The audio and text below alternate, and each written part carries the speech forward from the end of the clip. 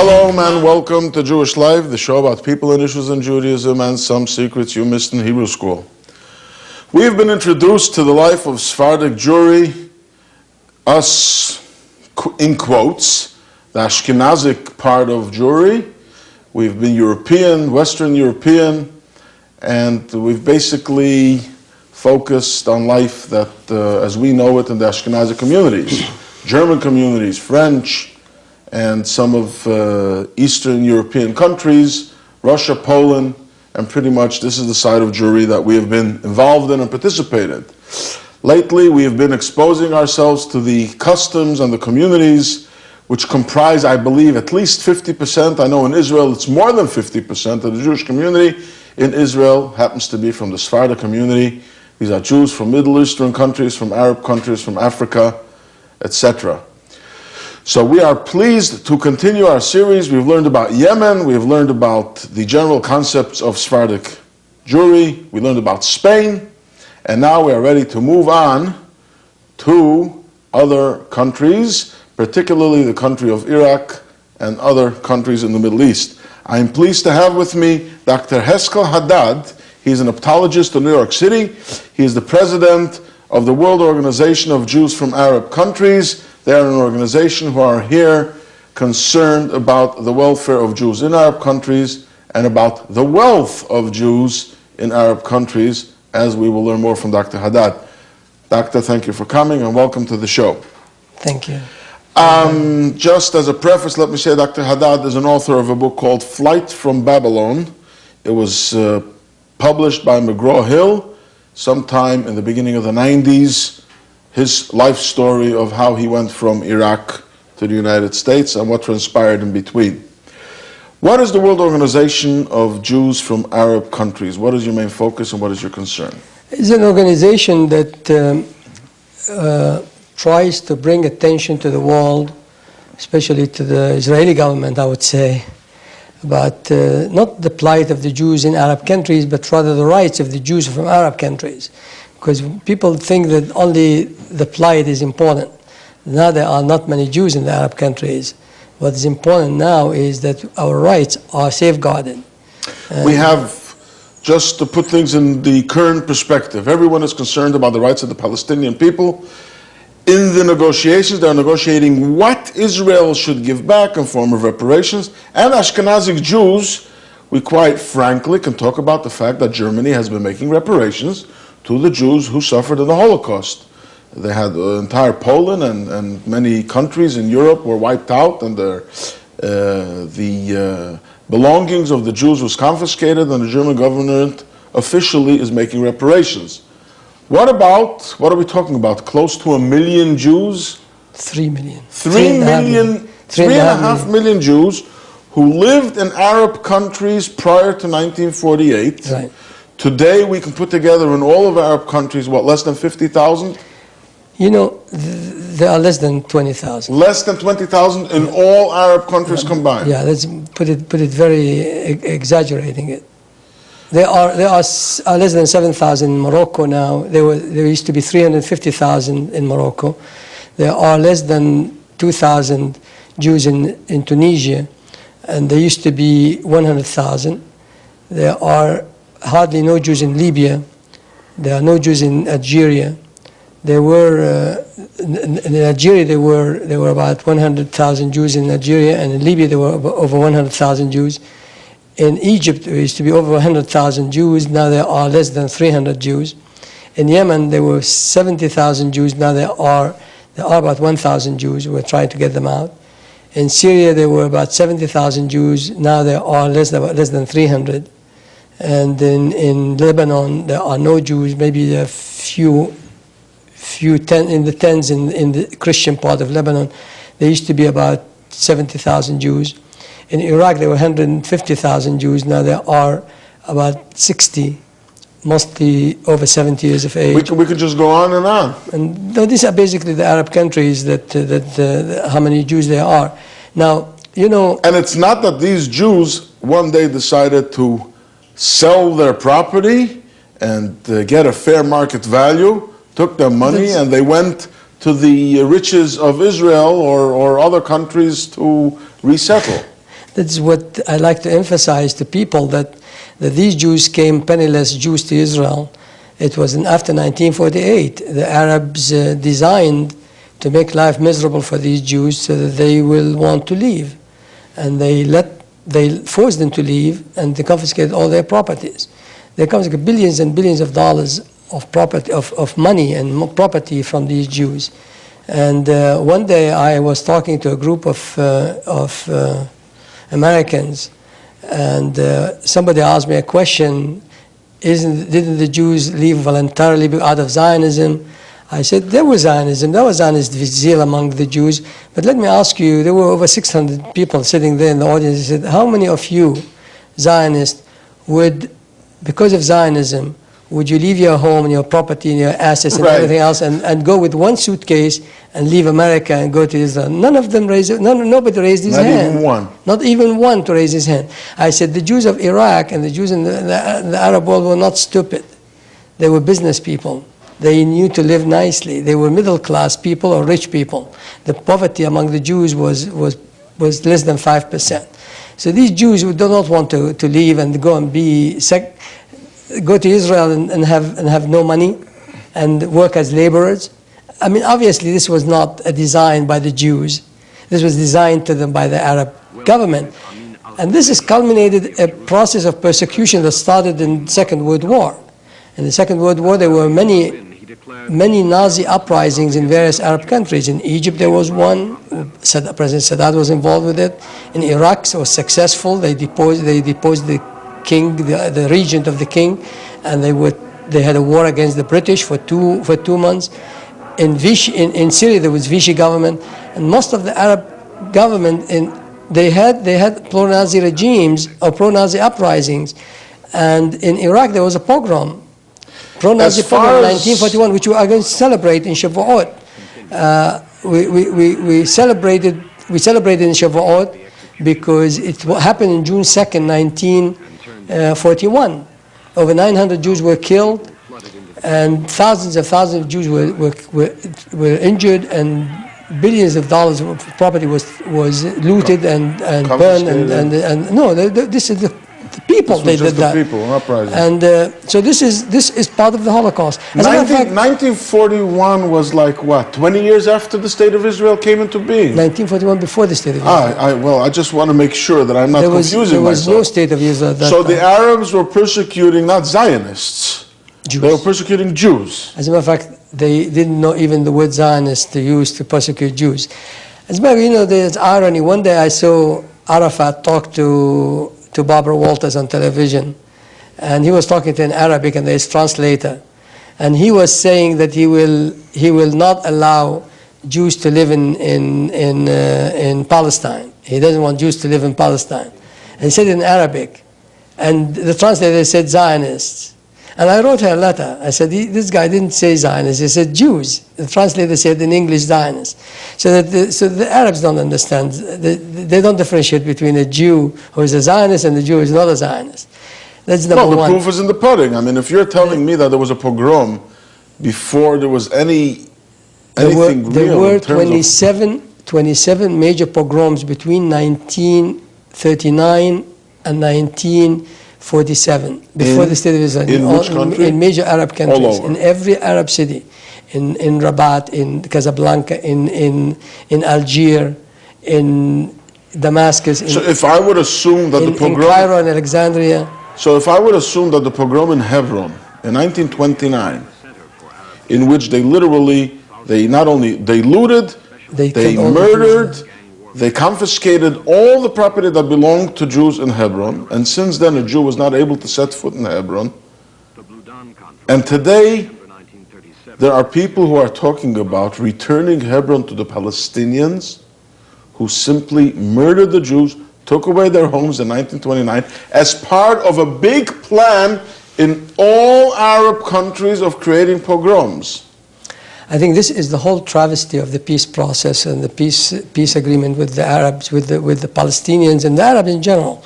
We talk to them in terms of their rights, their Palestinian rights, their Arab rights, and we don't bring the rights of the Jews from Arab countries. When Sadat came to Jerusalem, He invited me to come and see him in Egypt. I spent a day with him in Ismailia. And I said to him, point blank, I said to him, I would not show you Yad Vashem, because you always say we didn't have anything to do with the Nazi persecution. But I will show you a monument of Arab persecution of the Jews. That's what you should see. Because we lived under Arab control, especially in the last 100 years. We were more than worse than second-class citizens. And after 1941, the situation was worse. And when 1948 came, a dark curtain descended all over the Middle East, on the Jews. In 48, like that was like the climax, After 1948, when May 14, 1948, when Israel declared its independence, it was a dark curtain descending all over the Jews in the Middle East. They were persecuted. They were put in internment camps, like concentration camps. I mean, the Arabs were not as sophisticated as the Nazis. So they put tens of thousands of Jews in camps in Amara, in Iraq, in Port Said, in Ismailia, in Egypt, in every country. Like ghettos? No, these were camps, internment camps, that's right. Just they were detained. Took them from their homes and put them in camps. And as a matter of fact, this is one of the things that forced the Jews to leave, because they wanted to get out of this situation. What happened to their homes? They were confiscated. Confiscated. Everything. By the government or whoever? When my father left with the family, he gave the key to the policeman. The house was completely intact. Everything. Just like that? Everything. As if he made a closing, as if he would have made a closing in the bank and he just sold the house. Even when you make a closing, you can take some of your belongings away. You take your radio, you take things like that, and it's just everything. You just left? Carpets, rugs, everything, beds, everything. And this is not a story that you heard someone tell you. This is exactly what happened to your family. That's right. Okay, now we're coming back to Iraq. Your family was expelled. Everything was confiscated. You're on your way to Israel. Let's start from the beginning. How ancient and how strong is the Jewish presence in Iraq? Jewish community in Iraq dates back from the time of Nebuchadnezzar, from the time when the Jews came there. Destruction of the first temple. Yeah, before the destruction of the first temple, actually, there were three movements of Jews to Iraq. From one with Yoachim, one before when Haskiyahu, there was an exchange of commerce, and so on. So there was movement of Jews from Israel to Babylonia, from Judea to Babylonia, and then came the destruction of the temple, and came the exiles that came, and we descended. Ever since then, there's been a consistent. That's right. Baghdad is actually the proximity of Pampedita. So all the yeshivot that was there, as a matter of fact, the Talmud. The yeshiva that I studied in Yeshiva Zilcha is the oldest yeshiva in the world. Today is a dump house. It's abandoned. It dates back to the first temple. Just all the way straight. There was a yeshiva there throughout all these years. There were manuscripts there that were very old. They were burned in a fire. There was a fire once. It was an arson, and was burned. But in what time? In the 40s? In the 30s. In the 30s. There was always, the Jews were considered dhimmi, which means that they were second-class citizens, really, and they were under protection of the Arabs, of the Muslims. A Jew could be persecuted at the whim of the ruler or the sheikh, whatever it is. And the Jews in Baghdad lived nicely. There were two types of Jews, those who were protected by the Persian and those who were under the Ottoman rule. The Turks. The Turks. Those who were protected by the Persians, they had better rights than the Jews, than those who didn't. So a lot of Jews wanted to maintain Persian citizenship until Iraq became independent after the First World War. And the Jews were very successful in commerce. They controlled all the medical profession, and they were very successful in commerce. Was that because they were not allowed to be landowners? No, they had land. They owned the. They were allowed to be landowners. Sure, they had. Because in European countries, one of the reasons that the Jews were so much into commerce was because they didn't have, they were not allowed to own land. No, the Jews owned a lot of land in Iraq. But so the Ottomans, of course, used the Jews as a whipping rod to control the Muslims. Mm-hmm. So the education was only Jewish. The Muslims could not have schools, and then when the British came and they opened the schools, the first the first class in the medical school, I went to medical school in Baghdad, the first class in medical school were all Jewish. They couldn't find one Muslim to go to medical school. Because they were not allowed to go to school. That's right. But then, now, when I went to medical school, they took 200 students to medical school, and the quarter there was only 10 Jewish students. And after the first year, only 60 students remained in the class. So of the 60, were only 10 Jews remained. The others failed. They couldn't pass after the first year, so they kicked them out of the school. I was kicked out of medical school after I got my degree. They didn't give me my diploma. And I had to go to Israel in 1950. Because you were a Jew. That's right. They threw all the Jews out. They came, some of the people who professed to be my friends, and they think that time they came and they said to all the Jews, get out of here, and you can't stay in the medical school. But I finished medical school there, and I had to go to Israel. I went through the exams in Israel, and then I went through a year of the last year, what they call it, the last year in the medical school, and I got my diploma there. I did my internship there, and then I came to this country to train in ophthalmology. So throughout the years, from like over 2,000, about 2,000 years ago, 2,400 years. 2,400 years, there's been a constant yeshiva and a Jewish presence until 1950, where everyone pretty much was expelled. All the yeshivot were closed, but you can imagine the last 3 chief rabbis of Iraq were of Israel. The 3 Sephardic chief rabbis were Iraqi Jews. And we had Ben Ish Chai is like the authority of Middle Eastern Jewry, and he was from Iraq. He influenced all the Sephardim in his writings. Every Sephardic community follows his halachic rulings in terms of prayers, in terms of customs and everything else. That's why even the Persians, even the Turkish. When you go now in any, you can go to two Ashkenazi congregations. Each one will pray differently. Each one has different customs. You go to 10 Sephardic communities from all over the world, they all have the same prayer book, the same nosach, the same everything. I have to tell you, I find it a little hard to distinguish. You have to be a little more familiar with the fine print. The Rebbe used to love the nosach, the Sephardic nosach. He was very, very close. And you should know, you were his ophthalmologist. Yeah, I was his eye doctor. You were his eye doctor for many years. So to put things in perspective, I'm just amazed how everyone is talking about the Palestinian rights for their property, which nobody even knows where they started and how they started. Here there are Jews who have been in Iraq for 2,400 years, but Iraq is not their country. They come to Israel. Israel is not their country either, because well, it is. But everybody is expecting that the Jews should give back. Hebron is not ours. Jerusalem, what is ours? Do we have anything? Are we somebody? Well, Tel Aviv didn't exist. This is the whole thing. I would like just to mention to you the caliber of what we're talking about. The Jews lost just in cash in Baghdad, in Iraq, over $1 billion. It was confiscated in the banks. That's money, cash, in sterling pounds, excuse me.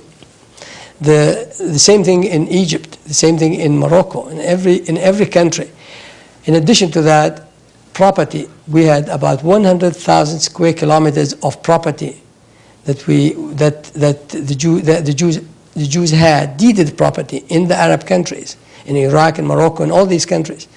Now, do you know what is the size of Israel? Israel, with the Golan, with the West Bank, so-called Hebron, Judea and Samaria, and Gaza, Israel is 30,000 square kilometers.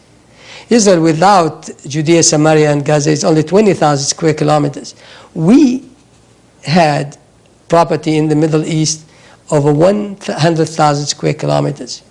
And I told that to the President. 5 Israels. When they talk about peace with the Arabs, they should point out to them they are responsible for the welfare of over half of Israel's population. half of Israel's population are Jews from Arab countries, are refugees from Arab countries. And the Arabs have to bear responsibility for these Jews. They want Israel to bear responsibilities for the Palestinian Arab refugees.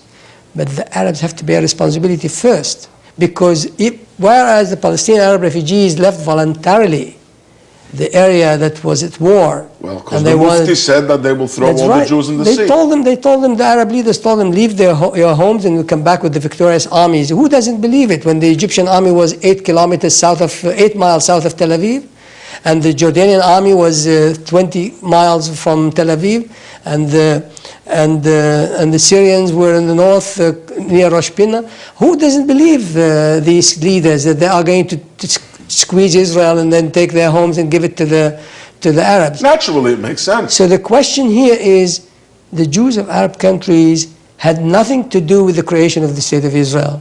They were living at peace in their homes, and yet they were forced to leave their homes, and all their property was confiscated. They came to Israel as penniless refugees, drowning Israel practically with a poverty-stricken 1 million Jews at that time. And now they come and say, we want the rights of the Palestinians. And they have, most people don't know that the peace process has, beside the political negotiation, there is a negotiation on the refugees. And this was in the Madrid formula that they had to have one issue on the refugees. And they did not say just refugees, they said Arab refugees, they said refugees. And until today, until the present time, the Israeli government did not bring the issue of the Jewish refugees from Arab countries before that panel. Neither government, not the right, not the left, nobody. No, nobody. Well, I have to say that Shamir, Prime Minister Shamir, when he was then in Madrid, when he was in Madrid, he brought it up. We're running out of time. I just want to say, this is documented in your book. Yes. Flight from Babylon by McGraw-Hill. Yes. You have that. Okay, if anybody wants to follow up with Dr. Heskel Haddad, you can follow up with him at 212-427-1246, or you can fax him 212-360-7009. He is the president of the World Organization of Jews from Arab Countries. Dr. Haddad, we have less than half a minute. You were the Rebbe's doctor. Could you encapsulate your impression of the Rebbe? Oh, in half a minute, you can't encapsulate the Rebbe in half a minute. He was a phenomenon that really exists. Really. As a doctor, in terms of knowledge, whatever you discuss with him in medical terminologies, he was very well versed. I mean, he knew lasers, he knew everything. He was remarkable in his mind, in his knowledge. He spoke several languages. I could speak to him in French and in English and in German, and I didn't speak Yiddish very well. In Hebrew, he spoke beautifully. He only didn't know Arabic. So, well, I hope that your experience with the Rebbe keeps you going, and you'll be able to share with us some more of your knowledge, both as far as tradition of the Sephardic communities and your own life's experience. There's a lot to talk about. I hope you'll be back one day. Thank you for inviting me. And to your viewers, we hope to meet with you finally with Mashiach. But until then, we want to wish you Baruch Havatzlocha and all the best. Mashiach, Mashiach, Mashiach. Mashiach, Mashiach, Mashiach. Mashiach, Mashiach, Mashiach. Mashiach, Mashiach, Mashiach.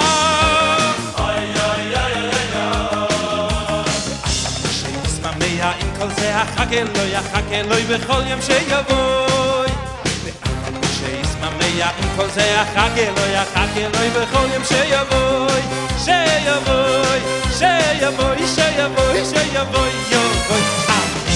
אני מאמין באמונו של אמו בביאת המשיח